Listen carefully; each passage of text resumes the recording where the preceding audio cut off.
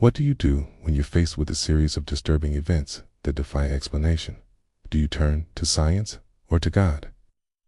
When Anneliese Michel's strange symptoms first appeared, her family and doctors struggled to find answers. In the absence of a clear diagnosis, religion offered a possible solution. And so it was that Anneliese Michel found herself at the center of an exorcism. As time went on, the situation escalated and ultimately resulted in tragedy. She exhibited violent mood swings and claimed that she was being attacked by Satan. But Anneliese's harrowing ordeal was far from over. Back in Nuremberg, she began hearing voices telling her to harm herself and blasphemed against God, saying he hated her. Fearing for her safety, her aunt and uncle institutionalized her. Our request was granted, and on September 14, 1975, Father Ernst Alt and Father Arnold Ranz conducted a brief rite in Anneliese's hospital room. Although she initially reacted negatively to the ceremony, claiming it aggravated her condition, her parents noticed some improvement in the following days. Her appetite returned and she gained weight. But Anneliese soon became withdrawn again and said she felt persecuted by the devil. She was transferred back to the psychiatric hospital. But after a few weeks, her doctors allowed her to return home under the condition that her parents would monitor her closely. Many people believe that she really was possessed by demons and that the exorcisms were the best option to help her. Others argue that she was desperately ill and that her loved ones should have sought medical help rather than religious intervention.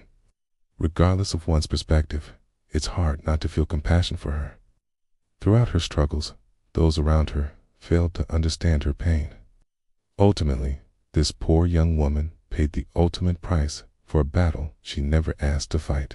At first, she responded positively to treatment and even expressed a desire to improve. But as the summer dragged on, her symptoms resurfaced. Your engagement helps keep this channel thriving and allows us to continue sharing fascinating stories like this one. Now, it's time to hear from you. What are your thoughts on the case of Anneliese Michel? Do you think she was possessed by demons, or was there another explanation for her behavior? Share your theories and opinions in the comments section below. We value your input and encourage open discussion on our platform. Additionally, if you've been affected by similar experiences or have insights to share, don't hesitate to comment.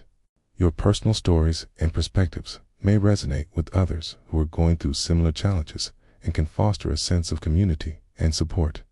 So join the conversation and let your voice be heard. Together, we can create a vibrant community that learns and grows from each other's experiences and perspectives. The ritual lasted about an hour and involved prayer, incantations, and the use of holy water. Afterwards, Anneliese reportedly felt relieved. But as the months passed, the frequency of the ceremonies increased dramatically. Every few days, the priest would visit and perform the ritual, which sometimes lasted up to 10 hours. During these sessions, Anneliese writhed on the floor, contorted into unnatural positions, and spoke in demonic voices. At one point, she even bit off a chunk of her own finger. As she lost weight and became weaker, her family continued to insist she needed more exorcisms, even though she was clearly dying. Now, the voices told her she wasn't sick, but possessed by the devil. After her death, an autopsy revealed that she had not eaten for weeks, having survived only on Holy Communion. Her parents, along with the 2 priests, were arrested and charged with negligent homicide. The trial that followed was highly publicized and attracted worldwide attention. The prosecution argued that Anneliese was mentally ill and had been denied proper treatment. The defense countered that she had been possessed by the devil and that the exorcisms were both necessary and compassionate. Given that Anneliese's illness was beyond medicine's scope, despite the intense scrutiny, the court found all 4 defendants guilty. However, considering that Anneliese had been dead for almost a year, they suspended the sentences. Her arms and legs were covered in wounds caused by the exorcisms. According to the priest's records, They had performed a total of 67 rituals. Against her doctor's advice, she left the hospital and traveled to Rome to seek an audience with Pope Paul VI. However, she was unsuccessful, and upon returning to Germany, fell into a deep depression. Her parents rushed her to the doctor again, who prescribed barbiturates to calm her and recommended psychotherapy to treat her anxiety. She tried to take her own life several times and spent periods living on the street. By 1975, she was severely malnourished, and her doctors feared she wouldn't survive. Anneliese's parents, Joseph and Josepha, made one last attempt to get their daughter help and enrolled her in a clinic in Munich. Here, she received electroshock therapy, but unfortunately, this only seemed to make her condition worse. According to reports, after the procedure, her mental state became increasingly unstable. After weeks of treatment, however, she remained unwell. She now saw demonic faces, complained of feeling suffocated, and stopped eating meat, which led to malnutrition. At the age of 17, her fragile mental state finally pushed her to the edge. While visiting her family for Easter, she picked up a crucifix and hurled it against the wall, screaming, "I'll break free of your torments." Later, she attempted to hang herself with her father's belt. Join me today as we look back at this terrifying tale and explore whether Anneliese was actually possessed or simply misunderstood. Anneliese Michel was born in Germany during the height of the Cold War. Growing up, she lived in a world that was recovering from the horrors of World War II, a period that many expected to be the end of days. It's perhaps unsurprising, then, that Anneliese's deep religious faith blossomed amidst such turmoil. Described as a gentle and pious child, she prayed daily and even considered becoming a nun. At the age of 16, however, her life took an unexpected turn, and she experienced a mysterious episode that would change everything. On April 1st, 1968, Anneliese collapsed while sitting at her desk in class. When her parents came to pick her up, she appeared confused and was unable to recall what had transpired.